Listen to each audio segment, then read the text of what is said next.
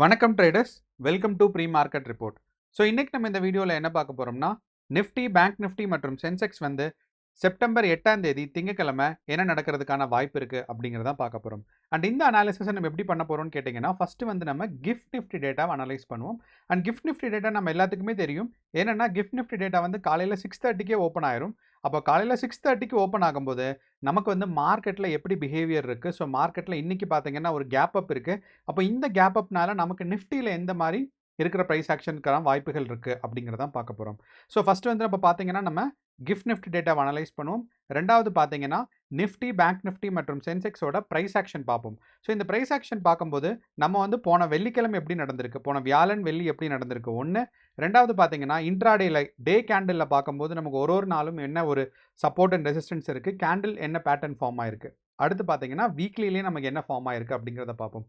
So இது மூணும் understand பண்ணும்போது நமக்கு ஒரு நல்ல அண்டர்ஸ்டாண்டிங் கிடைக்கும். நிஃப்டி, பேங்க் நிஃப்டியோட ப்ரைஸ் ஆக்ஷன் வந்து எப்படி மூவ்மெண்ட் ஆகிறதுக்கு வாய்ப்புகள் இருக்குன்னு. ஸோ இதை தொடர்ந்து பார்த்தீங்கன்னா நம்ம நிஃப்டி டிஸ்கஸ் பண்ணும்போது அதுக்கு கரஸ்பாண்டிங்காக இருக்கிற பார்த்தீங்கன்னா ஓப்பன் இன்ட்ரெஸ்ட் டேட்டாவை டிஸ்கஸ் பண்ணுவோம். அப்போ நமக்கு மார்க்கெட்டில் இன்னைக்கு இருக்கிறதுக்கான சப்போர்ட் அண்ட் ரெசிஸ்டன்ஸ் என்னங்கிறது நமக்கு கிளியராக அண்டர்ஸ்டாண்ட் ஆகும்.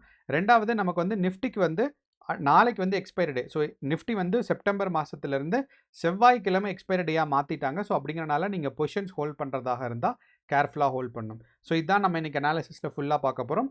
வாங்க இப்போ நம்ம அனாலிசிஸ்க்குள்ள போகலாம்.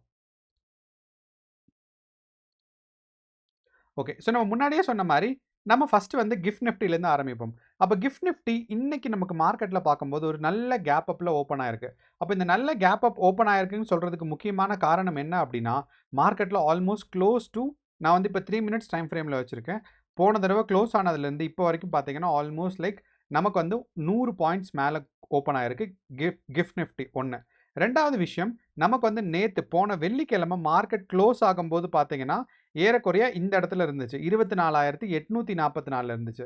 அப்போது 24,844 நமக்கு எவ்வளோ தூரம் போயிருக்குன்னா ஏறக்குறைய ஒரு 80 பாயிண்ட்ஸ் மேலே போயிருக்கு.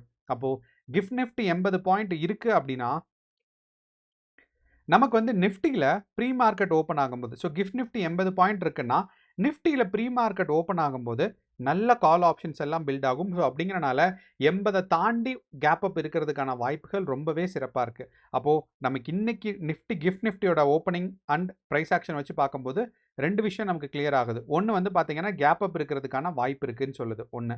ரெண்டாவது பார்த்தீங்கன்னா இதனால நமக்கு நிஃப்டியில் வந்து கால் ஆப்ஷன் சைடு நிறையா ரைட்டிங்ஸ் நடக்கும். அதாவது பொசிஷன்ஸ் எடுப்பாங்க, அதுக்கு பேர் ரைட்டிங் சொல்லலாம். ஸோ கால் ஆப்ஷன்ஸில் நிறையா ரைட்டிங் இருக்கும். ஸோ அப்படிங்கிறனால மார்க்கெட் மேலே புஷ் ஆகிறதுக்கான சான்சஸ் இருக்குது. ஆனால் ஒரே ஒரு டிஸ்க்ளைமர் என்ன அப்படின்னா, இன்கேஸ் நமக்கு வந்து 9 ஓ கிளாக்குள்ளே கிஃப்ட் நிஃப்டி இப்போ டவுன் ஃபாலிங்கில் தான் இருக்குது. அப்படியே சரிஞ்சு வந்து 24,800க்குள்ளே வந்துருச்சு அப்படின்னா நமக்கு வந்து கேப் அப் அப்படிங்கிறது ஒரு பெரிய கேள்விக்குறியாக ஆயிரும். ஸோ அப்போது நீங்கள் வந்து நம்ம இப்போ ரெக்கார்ட் பண்ணும்போது க்ளோஸ் டு 7:30, ஒரு 8:30 9 ஓ கிளாக்கு வந்து கிஃப்ட் நிஃப்டி டவுன் சைட் வரலை அப்படின்னா நம்ம சொல்கிற மாதிரி கிஃப்ட் நிஃப்டியில் கேப் அப் இருக்கிறதுக்கான வாய்ப்பு இருக்குது. ஸோ இது ஒன்று மட்டும் நீங்கள் வந்து 9 ஓ கிளாக் 9:30க்கு முன்னாடி உங்களோட பொசிஷன் எடுக்கிறதுக்கு முன்னாடியோ இல்லை மார்க்கெட் அனலைஸ் பண்ணுறதுக்கு முன்னாடியோ கிஃப்ட் நிஃப்டி டேட்டாவை ரெஃபர் பண்ணிடுங்க. அண்ட் நிறையா பேர் கேட்டிருந்தாங்க கிஃப்ட் நிஃப்டி டேட்டா எங்கே பார்க்குறதுன்னு. மோஸ்ட்டாக நமக்கு வந்து ட்ரேடிங் சைட்ஸில், அதாவது புரோக்கர் சைட்ஸில் கிடைக்கும், சில புரோக்கர் சைட்ஸில் ப்ரொவைட் பண்ண மாட்டாங்க. அப்போ நீங்கள் என்ன பண்ணலான்னா, நீங்கள் வந்து ட்ரேட் வியூக்கு வரலாம். நான் வந்து பெரும்பாலும் ட்ரேட் வியூ தான் யூஸ் பண்ணுறேன். அண்ட் இது வந்து பார்த்தீங்கன்னா ஃப்ரீ ட்ரேட் வியூ அக்கௌண்ட் தான். ஸோ ஃப்ரீயாகவே நீங்கள் வந்து நிஃப்டி ஆச்சரியக்குறி அப்படின்னு போட்டிங்கன்னா உங்களுக்கு வந்து இந்த மாதிரி ஃபஸ்ட்டு ஒரு நிஃப்டி வரும். ரெண்டாவது வர நிஃப்டியில் இந்த இடத்துல இருக்கும். ஸோ இந்த இடத்துல இதை டவுன் சைட் புஷ் பண்ணிங்கன்னா இந்த ஃபஸ்ட்டு வருது. ஸோ நிஃப்டி 1 ஆச்சரியக்குறி இதுதான் நம்ம வந்து பார்க்குறது. ஸோ இந்த கிஃப்ட் நிஃப்டி தான் கொஞ்சம் ப்ராப்பராக ஒர்க் ஆகிறதுக்கான சான்சஸ் இருக்குது. ஓகே, அப்போ கிஃப்ட் நிஃப்டியை நம்ம பார்த்தாச்சு. ரெண்டாவது பார்த்தீங்கன்னா நமக்கு வந்து நிஃப்டி 50. இப்போ நிஃப்டி 50ல் நமக்கு ஏற்கனவே சொல்லியிருந்தது என்னென்னா, மார்க்கெட் வந்து பார்த்தீங்கன்னா நிஃப்டி 50க்கும் கிஃப்ட் நிஃப்டிக்கும் நேற்று, அதாவது நமக்கு வந்து வெள்ளிக்கிழமை க்ளோஸ் ஆகும்போது ஒரு 100 point difference. So gift Nifty வந்து 24,800 இருந்துச்சு. நமக்கு நிஃப்டி 50 பார்த்தீங்கன்னா 24,700 தான் இருக்குது. ஸோ அப்போ வந்து ஒரு 100 பாயிண்ட் வித்தியாசம். அப்படிங்கிறனால இங்கேருந்து நமக்கு ஒரு மினிமம் ஒரு 100 பாயிண்ட் அப் வந்துச்சுன்னா 24,800 இருக்கும். ஆனால் நமக்கு வந்து சில நேரங்களில் இது ரொம்ப ஹையாக போகும். ஸோ அப்படிங்கிறனால 24,840 இந்த ரேஞ்சை தாண்டிருச்சு. 24,840க்கு மேலே நமக்கு இன்றைக்கி கேப் அப் ஓப்பன் ஆச்சு அப்படின்னா கண்டிப்பாக நம்ம வந்து 25,000 வரைக்கும் ஒரு ரேலி எக்ஸ்பெக்ட் பண்ணலாம். ஸோ இந்த ரேலி வந்து ஒரு 25,000 வரைக்கும் எக்ஸ்பெக்ட் பண்ணலாம். ஆனால் 24,800க்கு கீழே கேப் அப் வந்துச்சுன்னா மார்க்கெட் வந்து ரேஞ்ச் பவுண்டா இருக்கிறதுக்கு முயற்சி பண்ணும். ஸோ அப்போ இன்னைக்கு கேப் அப்ல மார்க்கெட் வந்து ஒரு ஃபர்ஸ்ட் ஒரு ஹாஃப் அன் ஹவர்ல இல்லைனா ஒரு 1 ஹவர்ல மார்க்கெட் இதை தாண்டிருச்சு. ஹாஃப் அன் ஹவர்னே வச்சுக்கலாம். ஏன்னா அப்படின்னா தான் நமக்கு வந்து கிளியரா பிரைஸ் ஆக்ஷன் இருக்கும். ஸோ இந்த ஃபர்ஸ்ட் ஹாஃப் அன் ஹவருக்குள்ள 24,800 கிராஸ் ஆயிருச்சுன்னா நமக்கு வந்து 25,000 வரைக்கும் புஷ் ஆகும். அப்படி இல்லாத பட்சத்துக்கு மார்க்கெட் வந்து ஒரு சரிவு நிலைக்கு வந்து மார்க்கெட் டவுன் சைட் புஷ் ஆகிறதுக்கான வாய்ப்புகள் ரொம்ப ரொம்ப அதிகமாக இருக்குது. ஸோ அப்படிங்கிறனால இன்னைக்கு நம்ம கேப் அப் எக்ஸ்பெக்ட் பண்ணுறோம். பட் இருந்தாலும் மார்க்கெட் எவ்வளோ தூரம் போகுது அப்படிங்கிறது நமக்கு முக்கியம். ஒன்று. ரெண்டாவது நம்மளோட ஓப்பன் இன்ட்ரெஸ்ட் டேட்டா. ஸோ நிஃப்டிக்கு கரஸ்பாண்டிங்காக இருக்கிற ஓப்பன் இன்ட்ரெஸ்ட் டேட்டா நமக்கு பார்த்தோம் அப்படின்னா அட் த மணியில் யூஸ்வலாக நமக்கு வந்து கால் அண்ட் புட் ஆப்ஷன்ஸோட வேல்யூஸ் வந்து பார்த்தீங்கன்னா கம்மியாக இருக்கும். ஒன்று. ரெண்டாவது இந்த ஓப்பன் இன்ட்ரெஸ்ட் டேட்டா வந்து இப்போ நமக்கு என்ன சொல்லுதுன்னா கால் ஆப்ஷன் சைடு தான் கொஞ்சம் அதிகமாக இருக்க மாதிரி இருக்குன்னு சொல்லுது. அண்ட் இந்த கால் ஆப்ஷன் சைடு நான் முன்னாடியே சொன்ன மாதிரி 24,800 பாருங்க. இந்த 24,840ன்னு சொன்னோம். அப்போ இந்த 24,800 தாண்டிடுச்சுன்னா மார்க்கெட் 25,000 புஷ் ஆகும். ஏன்னா இங்கே 24,900ல நமக்கு வந்து கால் ஆப்ஷன்ஸ் வந்து குறைஞ்சிருக்கு. ஓஏ சேஞ்ச் பார்க்கும்போது பார்த்தீங்கன்னா இங்கே வந்து 24,800ல கூடி இருக்கு. அதே சமயம் 24,900ல குறைஞ்சிருக்கு. ஸோ அப்படிங்கிறனால மார்க்கெட் இதை தாண்டுச்சுன்னா நமக்கு வந்து 25,000 வரைக்கும் போகிறதுக்கான வாய்ப்புகள் இருக்குது. ஓகே. அதே சமயம் நமக்கு டவுன்ஃபால் ஆச்சுன்னா மார்க்கெட் வந்து 24,400 வரைக்கும் வர்றதுக்கான வாய்ப்பு இருக்குது. இங்கே நம்ம கொடுத்துருக்கோம்.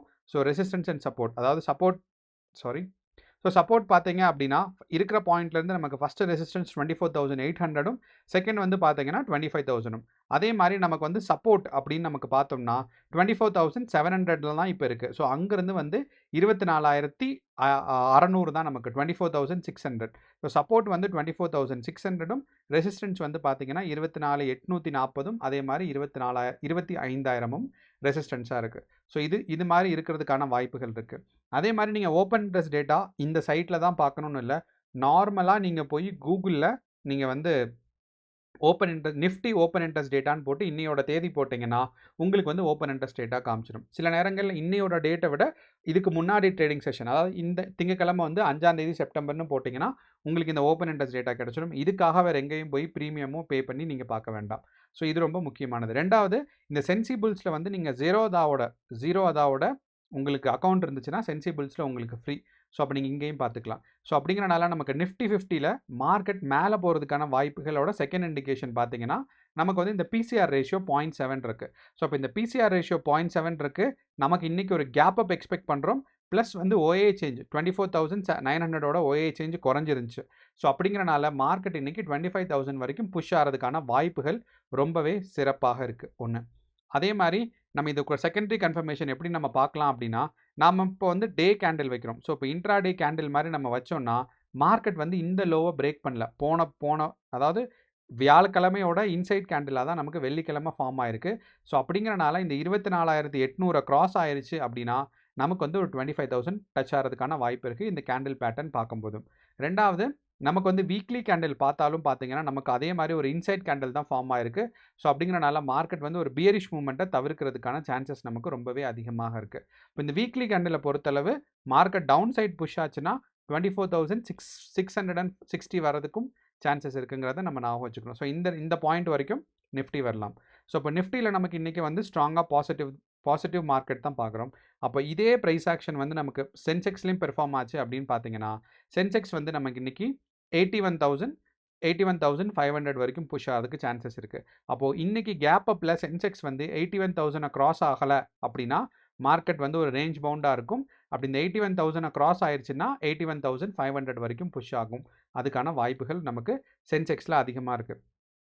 ரெண்டாவது, நமக்கு நிஃப்டி 50யோட வாலடைலிட்டி கம்பேர் பண்ணும்போது சென்செக்ஸோட வாலடைலிட்டி கொஞ்சம் இன்றைக்கி கம்மியாக தான் இருக்கும். ஏன்னா சென்செக்ஸுக்கு வந்து வியாழக்கிழமை தான் எக்ஸ்பைரி. பெரும்பாலும் நம்ம வந்து இந்த லாஸ்ட் ஒரு 6 மாதம் இல்லைனா 8 மாதம் பார்த்தீங்கன்னா சென்செக்ஸுக்கு வந்து செவ்வாய்க்கிழமை தான் எக்ஸ்பைரியாக இருந்துச்சு. ஆனால் அங்கேருந்து இப்போ மாற்றி பார்த்தீங்கன்னா நமக்கு வந்து வியாழக்கிழமை தான் எக்ஸ்பைரி மாற்றிட்டாங்க. ஸோ சென்செக்ஸ் வியாழக்கிழமையும் நிஃப்டி 50 செவ்வாய்க்கிழமையும் அப்படிங்கிறனால சென்செக்ஸோட வாலடைலிட்டி அண்ட் ப்ரைஸ் மூவ்மெண்ட்ஸ் கம்மியாக தான் இருக்கும். ஸோ சென்செக்ஸ் என்னதான் இருந்தாலும் 81,000 வரைக்கும் போகிறதுக்கான சான்சஸ் இருக்குது. அண்ட் இந்த 81,000 கிராஸ் ஆனால் தான் நமக்கு வந்து 81,500 போகும். ஸோ இப்போ இந்த 81,000 கிராஸ் ஆகணும் அப்படின்னா கேப் அப்பில் தான் கிராஸ் ஆக முடியும். ஸோ கேப் அப்பில் மார்க்கெட் வந்து இந்த 81,000 கிராஸ் பண்ணலைன்னா இது வந்து ரேஞ்ச் பவுண்டாக இருக்கிறதுக்கான சான்சஸ் நமக்கு அதிகமாக இருக்குது. மூணாவது பார்த்தீங்கன்னா நம்மளோட பேங்க் நிஃப்டி. அண்ட் பேங்க் நிஃப்டியில் நம்ம ஏற்கனவே எல்லாம் பார்த்துருக்கோம். பேங்க் நிஃப்டியோட ஓப்பன் இன்ட்ரெஸ்ட் டேட்டா நமக்கு வந்து ரொம்ப கிளியராக மார்க்கெட்டில் இல்லை. காரணம் என்ன அப்படின்னா, ஒரு 2 மாதத்துக்கு முன்னாடி அந்த ஸ்கேம் ரிப்போர்ட் வந்ததுக்கப்புறம் பேங்க் நிஃப்டியோட ஓப்பன் இன்ட்ரெஸ்ட் டேட்டா ரொம்பவே டைல்யூட் ஆயிருச்சு. நம்பர் ஆஃப் ட்ரேட்ஸ் இல்லைனா வால்யூம் ஆஃப் ட்ரேட் வந்து பேங்க் நிஃப்டியில் குறைஞ்சிருச்சுன்னே நம்ம சொல்லலாம். ஸோ அந்த ஒரு கணக்கு வச்சு பார்க்கும்போது நம்ம வந்து ஓப்பன் இன்ட்ரெஸ்ட் டேட்டாவில் நமக்கு இப்போ ரெசிஸ்டன்ஸாக இருக்கிறது 54,000. ஸோ மார்க்கெட் இங்கிருந்து 54,000க்கு முக்கியமான சப்போர்ட்டாக இருக்குது.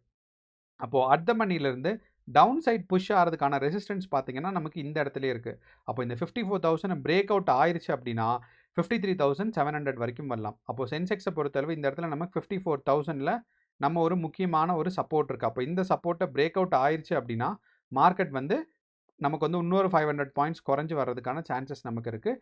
அதை நீங்கள் கேர்ஃபுல்லாக பாருங்கள். அதே மாதிரி நமக்கு பேங்க் நிஃப்டியை பொறுத்தளவு மார்க்கெட் ஒரு சைட்வேஸ் மார்க்கெட்டாக புஷ் ஆகிறதுக்கான சான்சஸ் வந்து ரொம்ப அதிகமாக இருக்குது. அப்படின்னா மார்க்கெட் இன்றைக்கி வந்து bank Nifty gap up open ஆகவில்லை என்றால் மார்க்கெட் வந்து என்ன நடக்கும் அப்படின்னா இந்த மாதிரி சைட்வேஸ் போகும். அப்போ இன்கேஸ் வந்து நம்ம பேங்க் நிஃப்டியும் கேப் அப் வந்துச்சுன்னா 55,000 இல்லைனா 55,100 ஈஸியாக பேங்க் நிஃப்டி தொட்டுரும். இப்போ பேங்க் நிஃப்டியோட இன்றைக்கி பாசிட்டிவ் மார்க்கெட்னா டார்கெட் வந்து 55,100ம், நெகட்டிவ் மார்க்கெட்னா 53,600மா இருக்கும். ஸோ மறுபடியும் சொல்கிறேன், 55,120ம் அதே மாதிரி டவுன் சைட் புஷ் ஆச்சுன்னா ஃபஸ்ட் டார்கெட் வந்து 53,680மா இருக்கும். ஸோ இதுதான் நமக்கு வந்து முக்கியமாக கவனிக்கக்கூடிய மார்க்கெட். ரெண்டாவது இதே மாதிரி நமக்கு வந்து நிஃப்டி 50யை பொறுத்தளவு நமக்கு வந்து ஃபஸ்ட்டு டார்கெட் வந்து எங்கே இருக்கணும் அப்படின்னா மார்க்கெட் வந்து பாசிட்டிவ் மார்க்கெட்டாக இருக்குது. ஆனால் 24,800க்கு மேலே க்ராஸ் ஆகலைன்னா ஃபஸ்ட்டு டார்கெட் இதுதான். இதை க்ராஸ் ஆயிடுச்சு அப்படின்னா செகண்ட் டார்கெட் 25,000.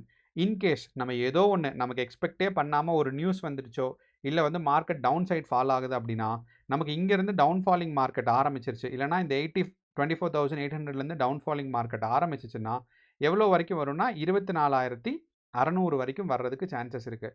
ஸோ டவுன் சைட்னா 24,600ம் மேலே போச்சுன்னா 25,000ம் தான் நமக்கு வந்து பேங்க் நிஃப்டி 50யோட டார்கெட். இதே சமயம் நம்ம சென்செக்ஸை பார்த்தோம்னா 81,000 தான் ஃபஸ்ட்டு டார்கெட். அதுக்கடுத்து பார்த்தீங்கன்னா 81,500. டவுன் சைட் புஷ் ஆச்சுன்னு பார்த்தீங்கன்னா 80,500ம் அடுத்து பார்த்தீங்கன்னா நமக்கு வந்து 80,000ம். ஸோ இந்த 4 தான் நமக்கு முக்கியமான பாயிண்ட்ஸ். ஸோ கேர்ஃபுல்லாக ட்ரேட் பண்ணுங்கள். இன்றைக்கி வந்து வாலட்டிலிட்டிலாம் கொஞ்சம் கம்மியாக தான் இருக்கும். முக்கியமான நியூஸ் எதுவும் வரல இது வரைக்கும். ஸோ அப்படிங்கிறனால இன்னையோட வாலட்டிலிட்டி கம்மியாக இருக்கும்.